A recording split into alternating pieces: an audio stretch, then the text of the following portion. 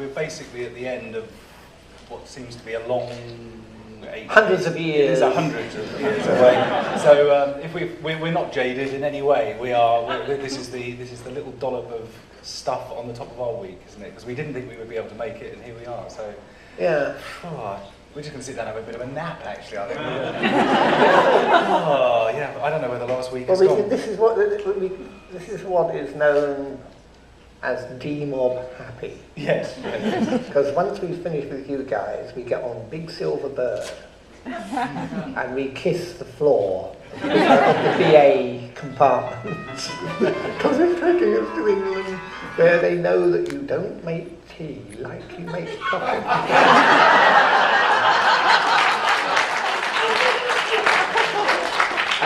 Although every American in their head grasps this, in their hearts they don't.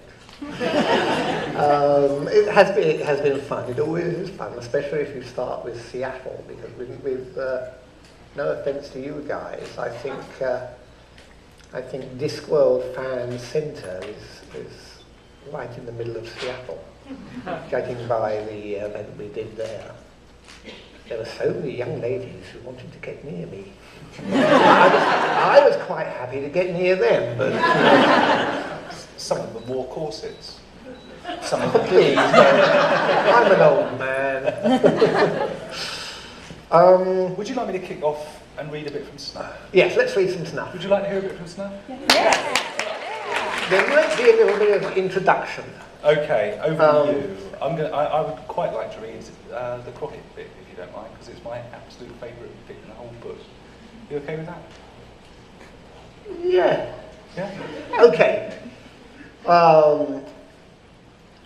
Snuff is already out, so some of you quite likely have already read it. But Commander Vimes, familiar, I suspect, to most of you, is, shall we say, moved out of his natural environment, and especially out of his comfort zone. He's in the countryside. His family is with him, and he's supposed to be on holiday. Well, boys and girls, we all know what happens when a policeman goes on holiday. He's not going to have the time to get the shine off his bucket and spade before the first death. So, but this is a little bit of the preamble, because we rather like it. Over to you. Thank you, sir. Okay, Vimes is basically in a country pub on Lady Sybil's.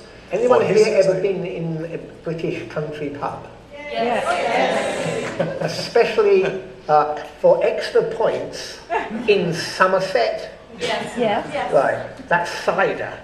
Did you notice? Scrumpy. I used to live there. And where the blokes had more teeth than brains. The swampy used to rot your teeth. It really did. And it had lots of lead in it. So it actually did things to your brain as well. But you never noticed, was it? I know. Yeah. Okay, well, this was in that kind of environment. Okay, here we go. Vimes was becoming aware that the pub was filling up, mostly with other sons of the soil, but also with people who, whether they were gentlemen or not, would expect to be called so. They wore colourful caps and white trousers and spoke continuously. There was also further activity outside. Horses and carriages were filling the lane. Hammering was going on somewhere, and Jiminy's wife was now manning, or more correctly, womaning, the bar, while her husband ran back and forth with his tray. Jethro remained in his corner like a man biding his time, occasionally glaring daggers and probably fists as well, with an option on boots if Vimes so much as looked at him. Vimes decided to take a look out of the grubby pub window. Regrettably, the pub was that most terrifying of things, picturesque, which meant that the window consisted of small, round panes fixed in place with lead. They were for letting the light in, not for looking out of, since they bent the light so erratically that it nearly broke. One pane showed what was probably a sheep, but which looked like a white whale until it moved when it became a mushroom. A man walked past with no head until he reached another pane, and then had one enormous eyeball. Young Sam would have loved it, but his father decided to give eventual blindness a miss and stepped out into the sunshine. Ah, he thought, some kind of game. Oh well. Vimes wasn't keen on games because they led to crowds, and crowds led to work for coppers. But here, in fact, he wasn't a copper, was he? It was a strange feeling, so he left the pub and became an innocent bystander. He couldn't remember when he'd been one before. It felt vulnerable. He strolled over to the nearest man who was hammering some stakes into the ground and asked, "What's going on here then?" Realising that he'd spoken in copper rather than in an ordinary citizen, he added quickly, if you don't mind me asking. The man straightened up. He was one of the ones with the colourful caps. Haven't you seen the game of Crockett, sir? It's the game of games. Mr. Civilian Vimes did his best to look like a man eager for more delicious information. Judging by his informant's enthusiastic grin, he was about to learn the rules of Crockett, whether he wanted to or not. Well, he thought, I did ask. At first sight, sir, Crockett might seem like just another ball game, wherein two sides strive against one another by endeavouring to propel the ball by hand or bat or other device into the opponent's goal of some sort. Crockett, however, was invented during a game of croquet at St. Onan's Theological College in Ham-on-Rye, when the novice priest Jackson Fieldfare, now the Bishop of Quirm, took his mallet in both hands and instead of giving the ball a gentle tap, after that, Vimes gave up. Not only because the rules of the game were incomprehensible in their own right, but also because this extremely enthusiastic young man allowed his enthusiasm to overtake any consideration of the need to explain things in some sensible order, which meant that the flood of information was continually punctuated by apologetic comments on the lines of, "Oh, I am sorry, I should have explained earlier that a second cone is not allowed more than once per exchange, and in normal play there's only one tump, unless of course we're talking about Royal Crockett." Vimes died. The sun dropped out of the sky, giant lizards took over the world, the stars exploded and went out, and all hope vanished with a gurgle into the sink trap of oblivion. And gas filled the firmament and combusted, and behold, there was a new heaven, one careful owner, and a new disk, and lo, and possibly verily, life crawled out of the sea, or possibly didn't because it had been made by the gods. That was really up to the bystander. And lizards turned into less scaly lizards, or possibly didn't. And lizards turned into birds, and worms turned into butterflies, and a species of apple turned into bananas, and possibly a kind of monkey fell out of a tree and realised that life was better when you didn't have to spend your time hanging on to something. And in only a few million years evolved trousers and ornamental stripy hats, and lastly the game of Crockett. And there, magically reincarnated, was Vimes, a little dizzy, standing on the village green, looking into the smile countenance of an enthusiast.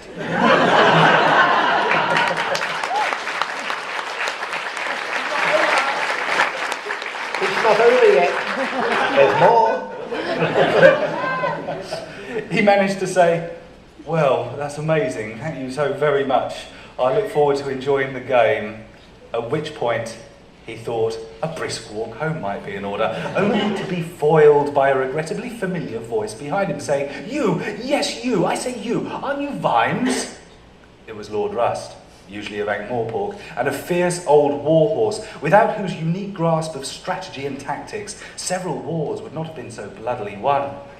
Now he was in a wheelchair, a newfangled variety pushed by a man whose life was, knowing his lordship, quite probably unbearable. But hatred tends not to have a long half-life, and in the recent years Vimes had regarded the man as now no more than a titled idiot, rendered helpless by age, yet still possessed of an annoying horsey voice that, suitably harnessed, might be used to saw down trees. Lord Rust was not a problem anymore. There were surely only a few more years to go before he would rust in peace. And somewhere in his knobbly heart, Vimes still retained a slight admiration for the cantankerous old butcher, with his evergreen self-esteem and absolute readiness not to change his mind about anything at all. The old boy had reacted to the fact that Vimes, the hated policeman, was now a duke, and therefore a lot more knobby than he was, by simply assuming that this could not possibly be true, and therefore by totally ignoring it. Lord Rust, in Vimes's book, was a dangerous buffoon, but, and here was the difficult bit, an incredibly, if suicidally brave one. This would have been absolutely tickety-boo were it not for the suicides of those poor fools who followed him into battle. Witnesses had said that it was uncanny. Rust would gallop into the jaws of death at the head of his men and was never seen to flinch, yet arrows and morning stars always missed him, while invariably hitting the men right behind him. Bystanders, or rather the people peering at the battle from behind comfortably large rocks, had testified to this. Perhaps he was capable of ignoring too, the arrows meant for him. But age could not be so easily upstaged, and the old man, while no less arrogant, had a sunken look. Rust most unusually smiled at Vimes and said, "First time I've seen you down here, Vimes. Is Sybil going back to her roots? What? She wants young Sam to get some mud on his boots, Rust. Well done her. What? It'll do the boy good to make a man of him. What?" Vimes never understood where the explosive "what" came from. After all, he thought, what's the point of just barking out "what" for absolutely no discernible reason? And as for what, well, what was that all about? Why? What? What seemed to be tent pegs hammered into the conversation, but what the hell for? What? So, not down here on any official business then? What? Vimes's mind spun so quickly that Rust should have heard the wheels go round. It analysed the tone of voice, the look of the man, that slight, ever so slight, but nevertheless perceptible hint of a hope that the answer might be a no, and presented him with a suggestion that it might not be a bad idea to drop a tiny kitten among the pigeons. He laughed. "Well, Rust, Sybil's been banging on about me coming down here since young Sam was born, and this year she put her foot down, and I suppose an order from his wife must be considered official. When?" Vimes saw the man who pushed the enormous wheelchair trying to conceal a smile, especially when Rust responded with a baffled "what?" Vimes decided not to go with "where?" and instead, in an offhand way, said, "Well, you know how it is, Lord Rust. A policeman will find a crime anywhere if he decides to look hard enough." Lord Rust's smile remained, but it had congealed slightly as he said, "I should listen to the advice of your good lady, Vimes. I don't think you'll find anything worth your mettle down here." There was no what to follow, and the lack of it was somehow an emphasis.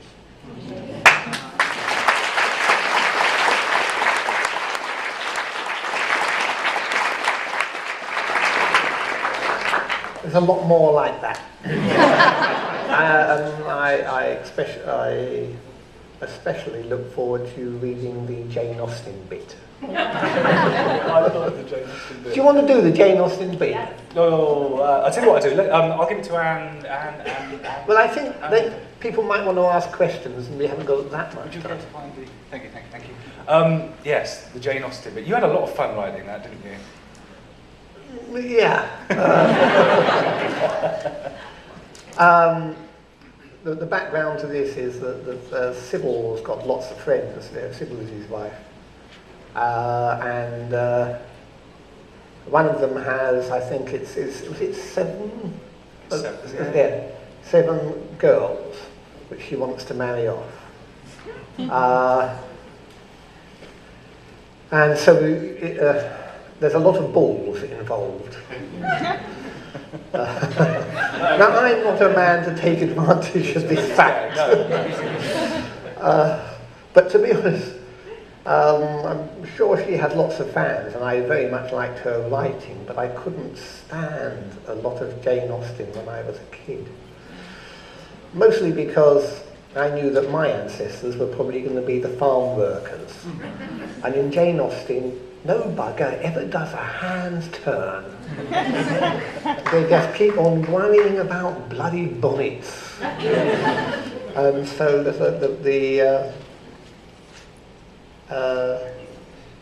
She's got the only girl. There's a 7. She's trying to get them. The mother is trying to get them seen off with men, and Hermione is going to be a big problem.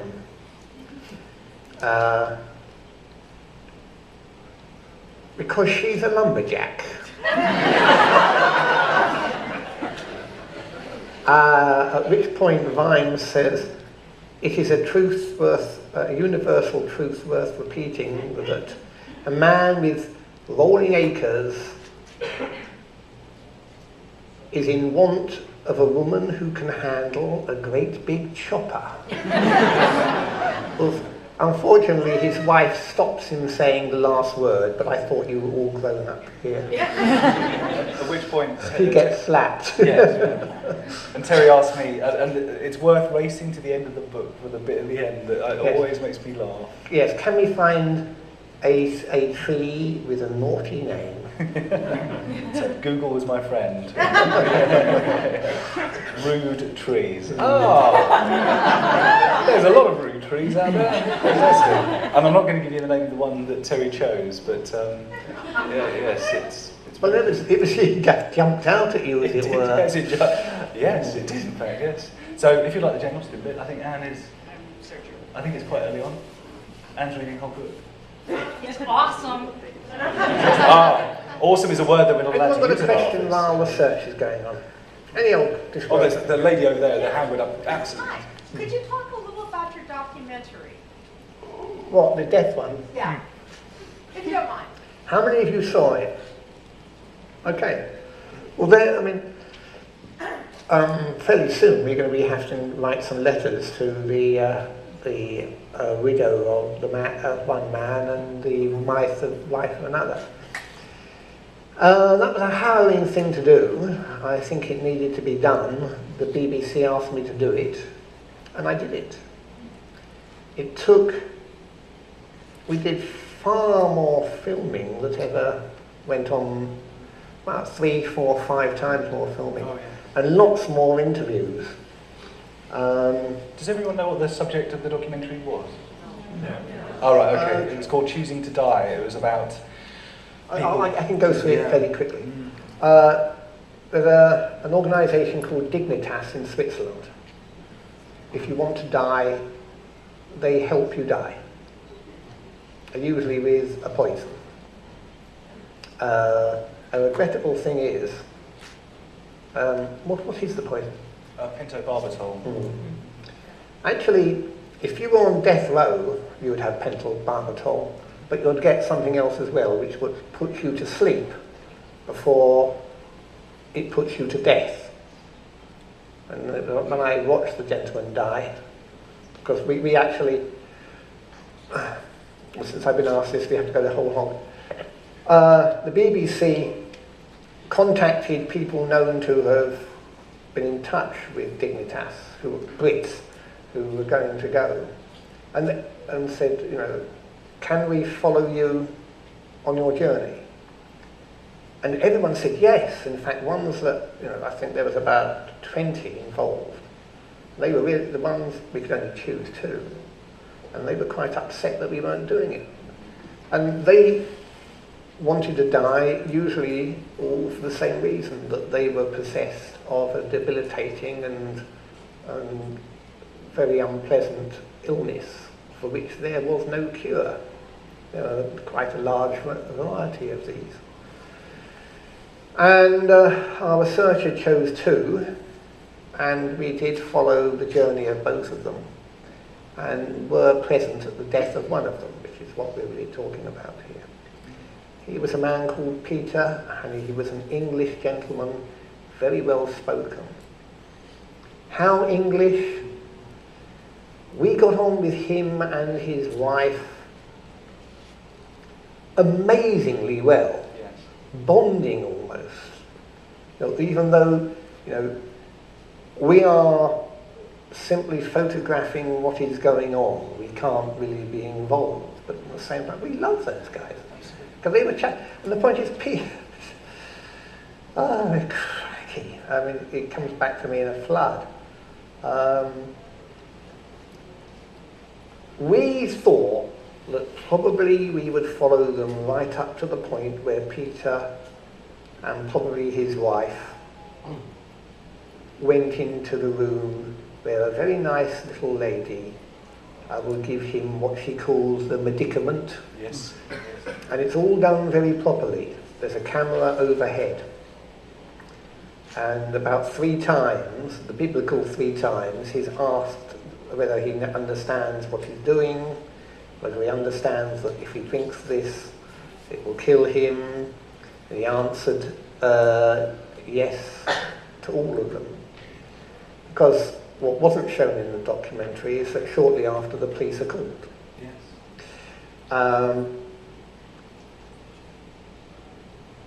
Because it could always be possible that in some way this process could be used for committing an actual murder. Well, the police turned up shortly, and they were like police. They weren't particularly good, they certainly weren't bad. It was a bit all in the job's day's work. They spoke to a nice lady, they looked at the files, came up to us and said, BBC? And we said yes. And said, okay. And that was the And only they question left. they asked us. That was Because the BBC wouldn't get involved in anything wrong. We were the BBC after all, and we flew BA. We saw the tail end of the BBC getting in trouble for actually playing a piece of footage backwards that made it look as if the Queen was storming out of a room and she was walking in, and so. I mean, it was harrowing in a way because I've seen dead bodies. I've seen mangled dead bodies in my career, but I was actually talking to Peter and actually joking with him and his wife before he stepped into the room and died. But he had, what was one? Motor neuron disease, and it was just getting to the point where it was really getting unpleasant. There's no cure. He was a very rich man, extremely rich, houses all over the place, finest hotels, and a very rich family behind him. But he just did not wish to be a prisoner of a disease until he died. So he decided to leave before the end. And this was all new stuff for the crew and everybody. And I thought, well, I am a knight, and that's got to mean something. So I said to his wife, would you like me to come in with you? And she said, oh God, yes. Because she was a very English lady, a lady of the Shires. She said, but the Swiss accent is very Germanic, isn't it? And I don't quite feel happy with it. So I said, okay then, and I'll do that. And I think, okay, I'm going to be sitting there watching a guy die. And then the day came, and because we'd seen them quite a few times, and we'd been in Switzerland for about 3 days. And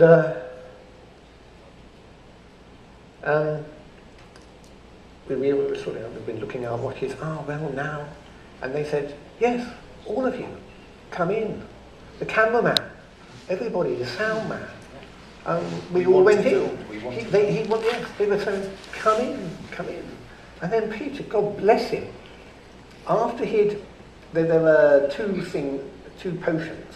One is to stop you throwing up the first, which the body would actually throw up had you not given the first potion.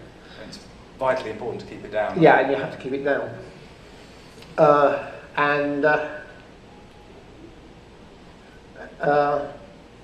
We were still sort of chatting to him, and then the lady came up, and here it was.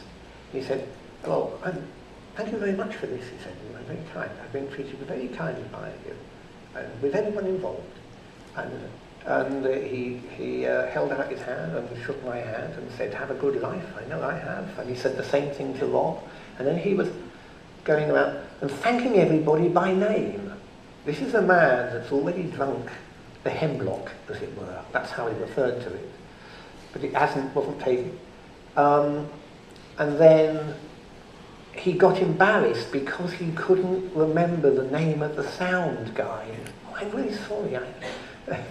Because his name was Mike. Because all sound men have the name Mike. It's the only word they can understand.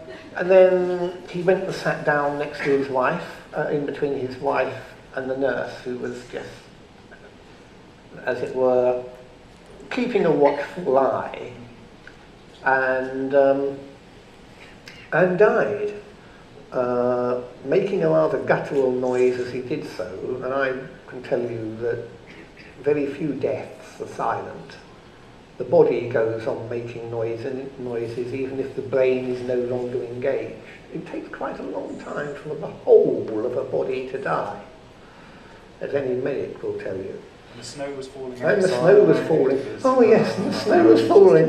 Yeah. And outside, a man called Hurst, who was the husband of the nurse, and he had an Onkel Pieter pipe, the real old curly pipe, the fairy tale pipe, and he was walking backwards and forwards on the veranda in the snow, smoking his pipe, and the smoke was coming up through the snow, and it was like some Bergman film. And I realised why he wasn't inside. Because to have a man smoking his pipe in a place where a man was dying was against health and safety. It makes you want to laugh and cry and kill everybody. And then Peter died. One thing I'm very proud about is that when you watch a lot of American documentaries, I'm sorry to say, you get the thing that comes up and it will say certain scenes were filmed for the purposes of entertainment, okay? But with this one, everything that you saw, a good example would be when we first went to meet Peter and Christine, we were on the island of Guernsey, and we had asked the crew 1,000 times who it was we were going to meet. And after a while, you can only ask so many times from various different angles before you realise they're not going to tell you. And the reason was they wanted the reaction to be completely genuine. And we always thought, certainly after we filmed the first documentary, that in fact, when you see people meeting for the first time over the doorway, they've been out for dinner the night before. It is always the case, yeah. They've been out for dinner the night before. You've at least met that morning and had breakfast with them. But with this documentary, everything you saw, when we first met Christine and Peter for the first time, we walked across. We had no idea who they were going to be. And it instantly worked. First of all, approximately they're the same age as me. Oh no, about. A bit older. Christine's about the same age and Peter's a bit older. Married for the same time as myself and my wife Lynn, and with one child, a daughter, just like myself and Lynn. So instantly I bonded with them, and they were just so friendly in that Middle English kind of way. Very good tea, I might point. And showing us around the house and chatting to us as friends and making jokes. I like the fact that we went out for lunch and we complimented them on what an excellent choice of restaurant, and it turned out to be their restaurant as well. They owned it. I never realised it. I thought they were just very, very friendly. No, that was theirs. They owned that whole block with the apartments, the beautiful Art Deco apartments. It was absolutely fantastic. It was a pleasure to know them, and it really was. Yeah. And the real bastard of this is that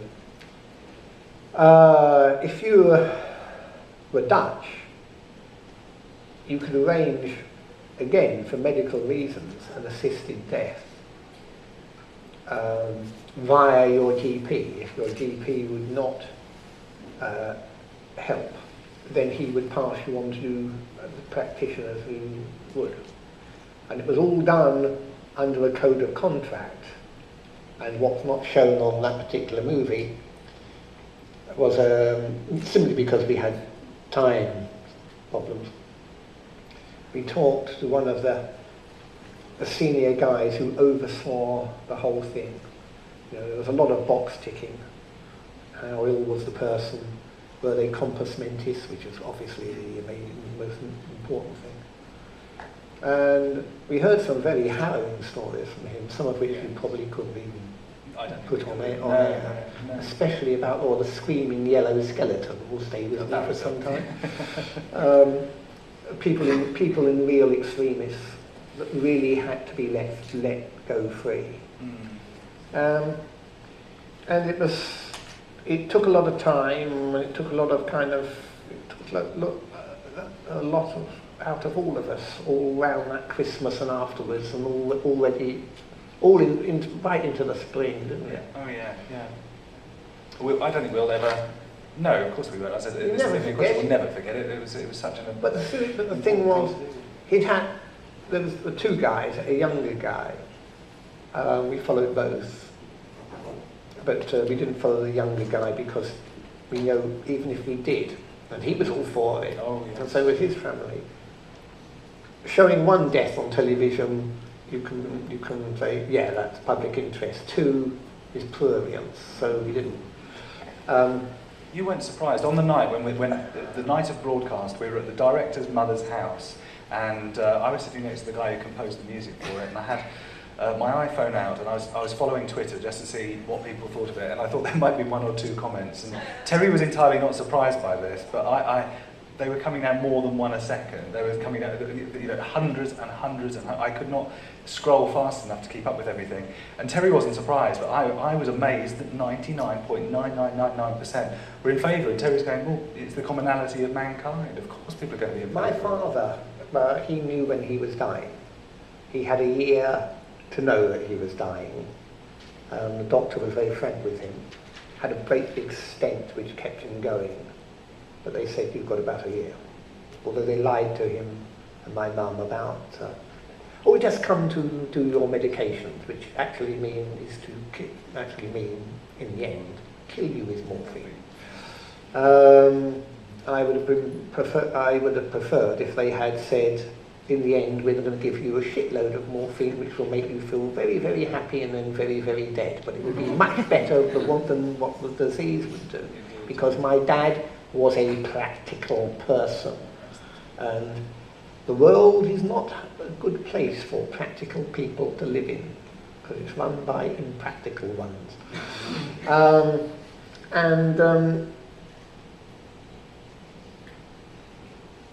He said to me, if you see me sitting there with pipes and tubes in me and no further hope, then tell them to switch me off.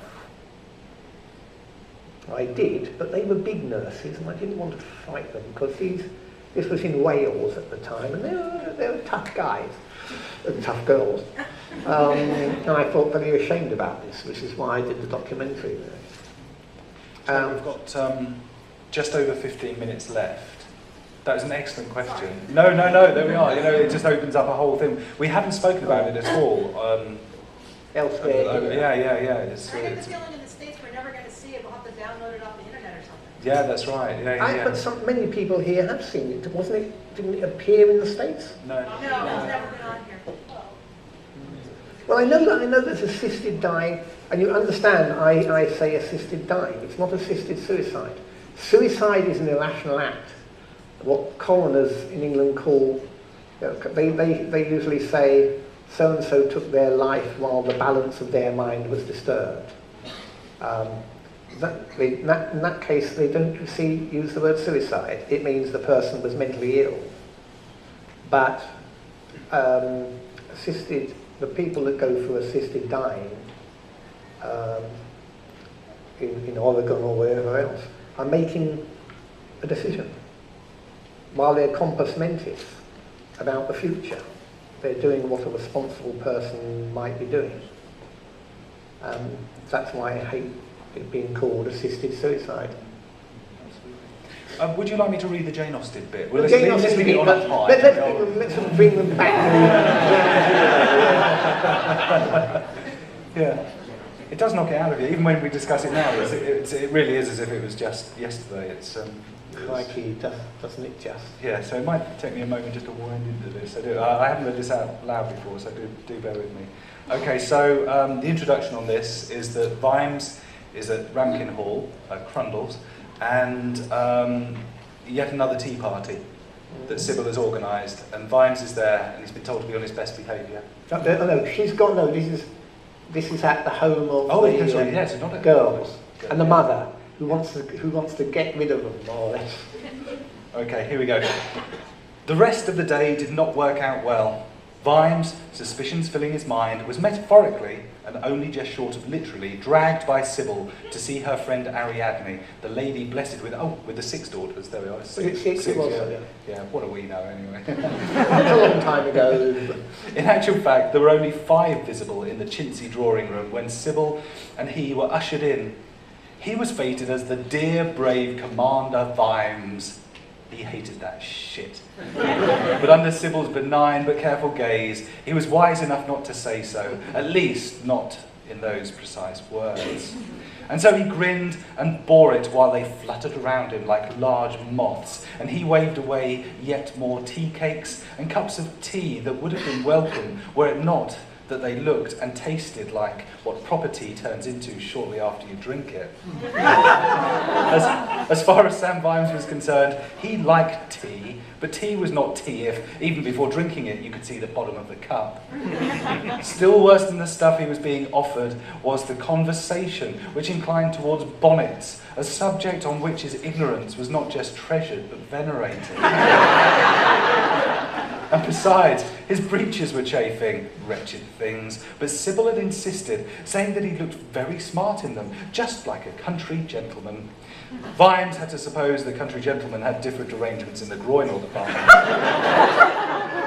There was, besides himself and Lady Sybil, a young Omnian curate, wisely dressed in a voluminous black robe, which presumably presented no groinal problems at all.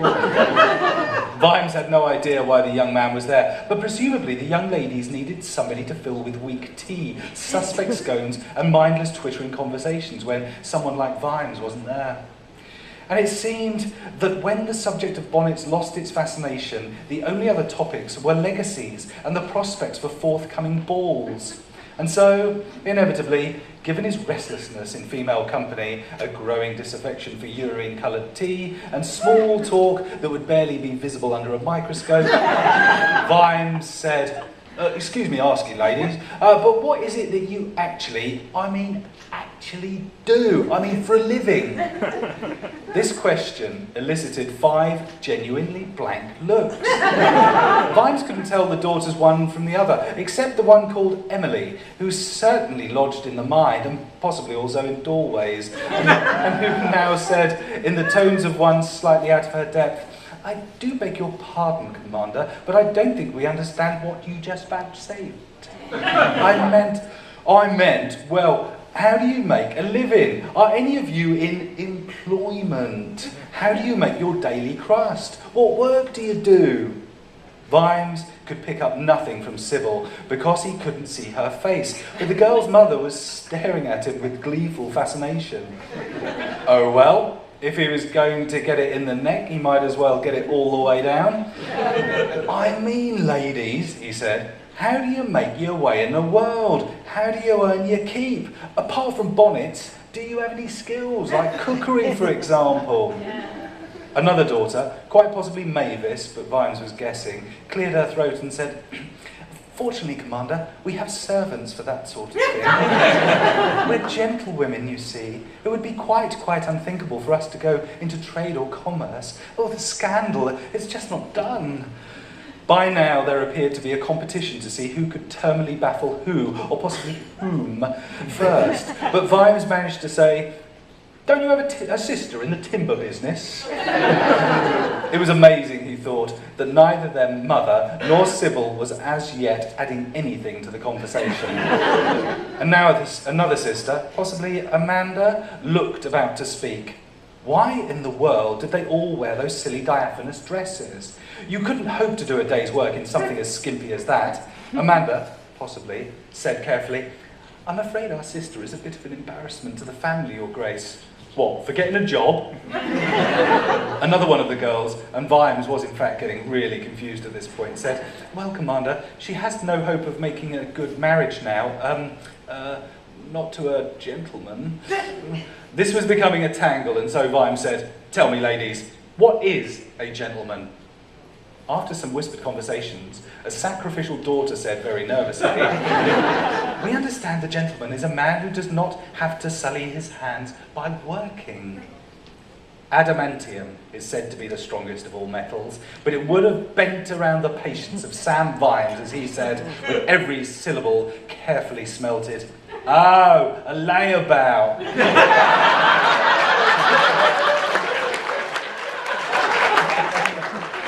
And how do you go about snagging such a gentleman, pray?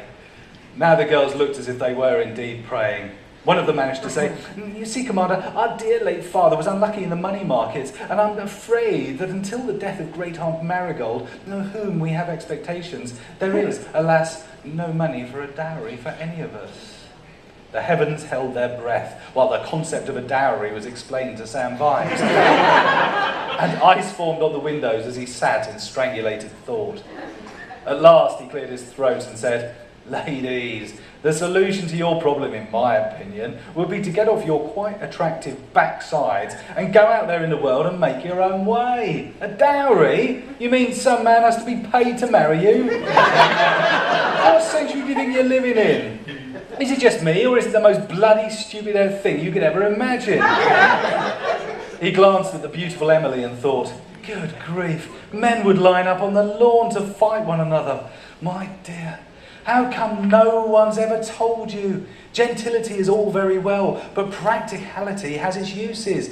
Get out in the world and let the world see you, and it might find a new word in its vocabulary, such as, perhaps, wow."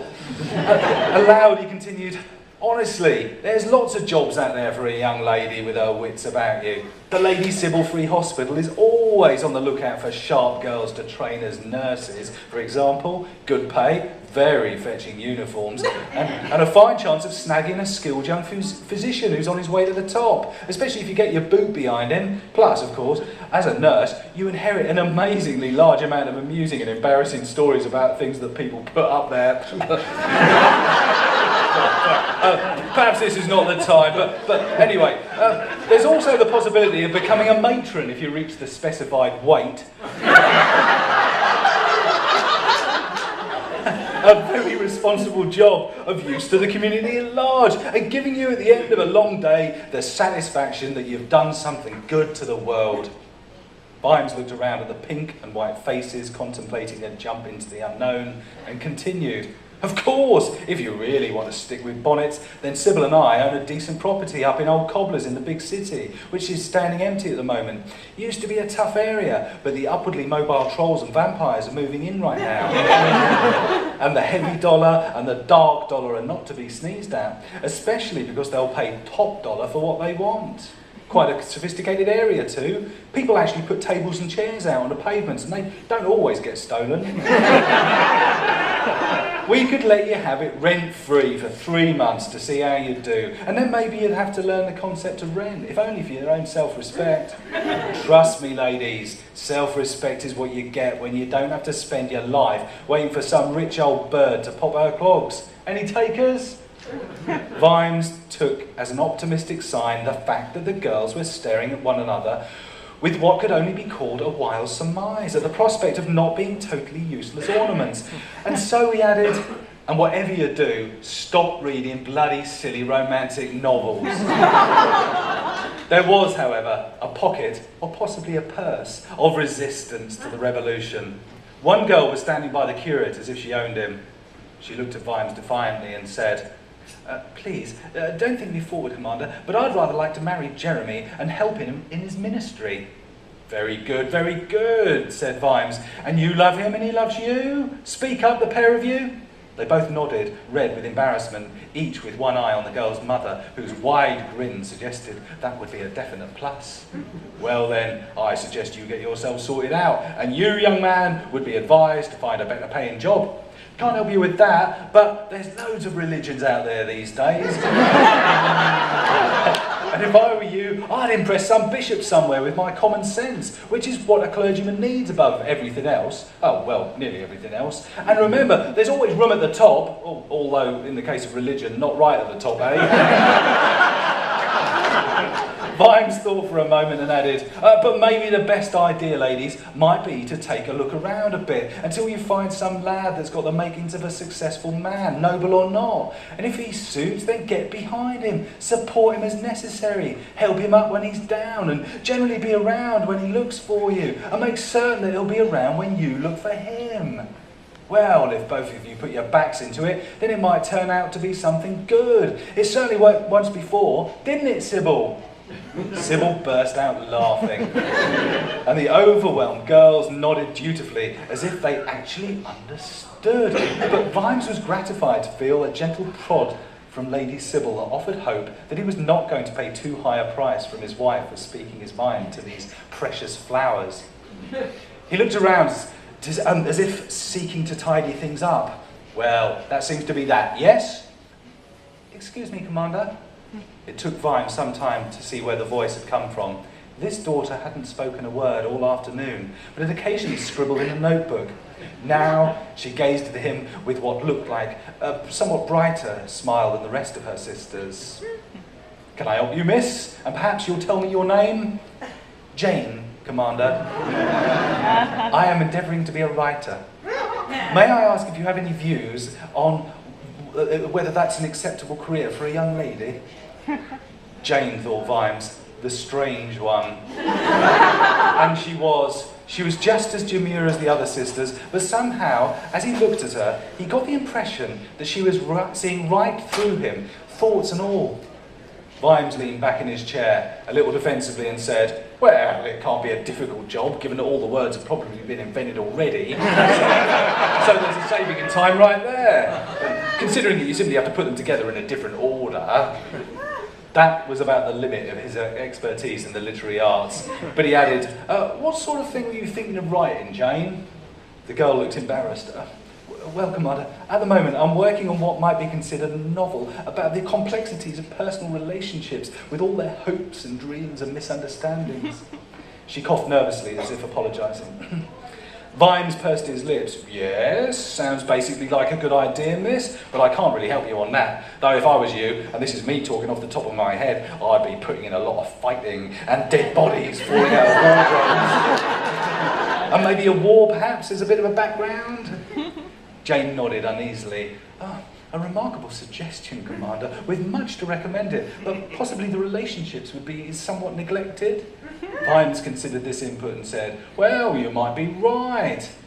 Then, out of nowhere, possibly some deep hole, a thought struck him, just as it had many times before, sometimes in nightmares. I wonder if any author has thought about the relationship between the hunter and the hunted, the policeman and the mysterious killer, the lawman who must think like a criminal sometimes in order to do his job, and maybe unpleasantly surprised at how good he is at such thinking. You know, perhaps just an idea, you understand? He said lamely, and wondered where the hell that had come from. Maybe the strange Jane had pulled it out of him, and even, perhaps, could resolve it. Would anybody like some more tea? Said Ariadne brightly. Lady Sybil was very quiet as their coach drove away, and so Vimes decided to bite the bullet now and get it over with. She was looking thoughtful, which was always worrying. Am I in trouble, Sybil? His wife looked at him blankly for a moment and then said, you mean for telling that bunch of precious blooms to stop yearning for a life and to get out there and make one? Good heavens, no! You did everything I would have expected of you, Sam. You always do. I told Ariadne you wouldn't let her down. She doesn't have much of an income, and if you hadn't given them the righteous word, I think she would have eventually driven them out with a shovel.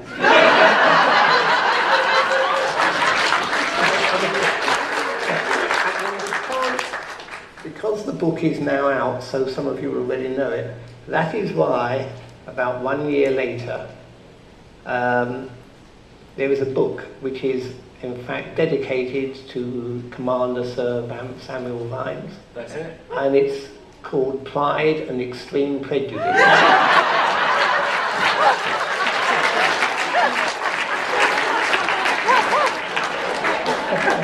I really am pleased with that one.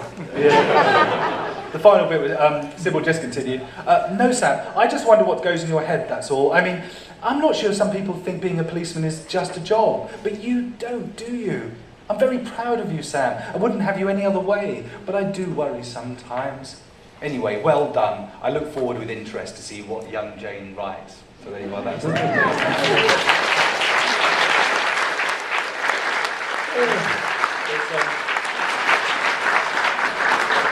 during the day, I can't help laughing out loud an awful lot, okay?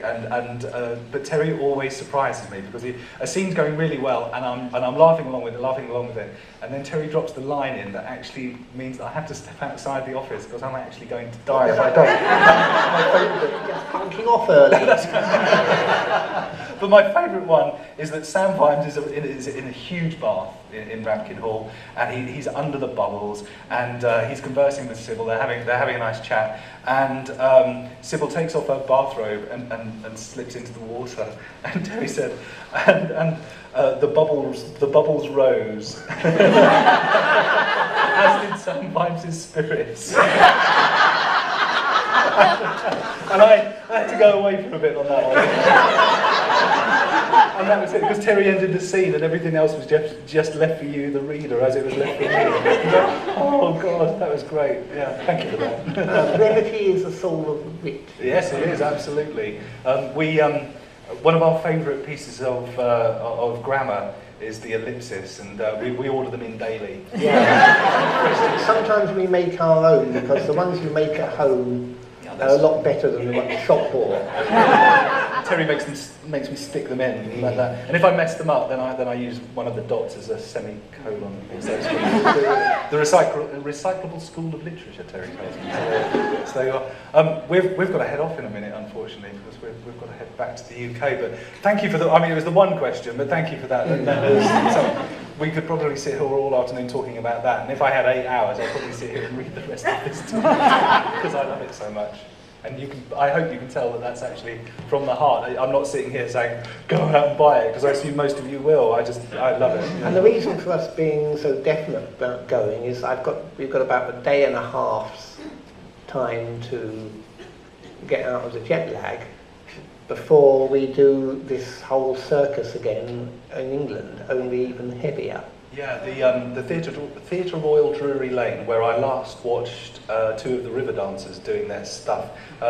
When the publishers told us that we would be there, you think, okay, well, Terry filled the Sydney Opera House. It was just, and I'm not allowed to use the word awesome, as Terry will tell you. No, I'll tell you why. Stop using the word awesome, unless God and Satan actually go into battle in front of your eyes. A really good cup of coffee is a really good cup of coffee. It is not awesome. So if you're going to keep... Awesome. Sorry? What is awesome? But there has to be some kind of a scale, you know. If a cup of coffee can be awesome, what is the universe? Wicked awesome.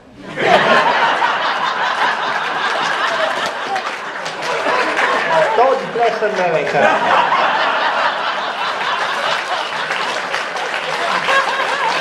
Actually, I hope, because you're fans, you understand what I really mean. Because I invent stuff all the time.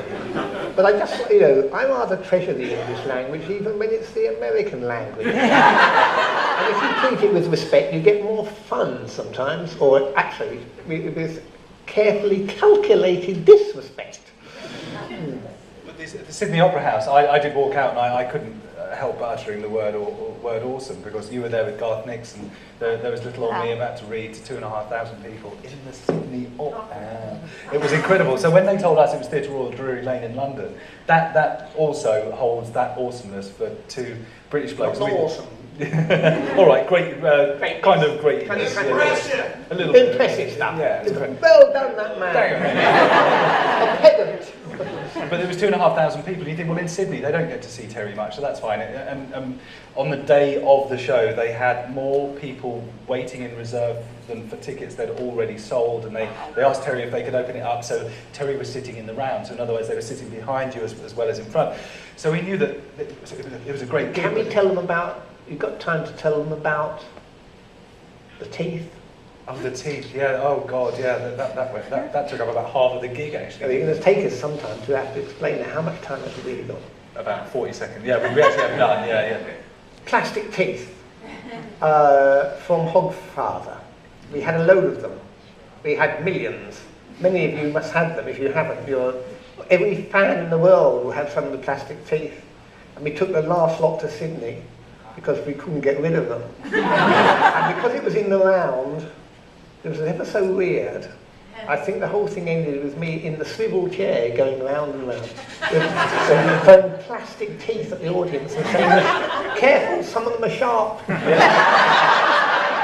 We done a health and safety warning before you did it. Yeah. So we're back off to London to do Drury Lane, of which I knew 2,500 people in London, where, Terry, we don't get out as much as we used to. Of course, happily you're writing all the time, but 2,500, we're going to be sitting in there, and there'll be my mum and my dad and Lynn and maybe a few other people might be interested to go. So when we got a call from a fan the other day who always assumes he's going to get a freebie, and we have no complimentary tickets, and he wrote to us to say, I can't get a ticket because it's sold out.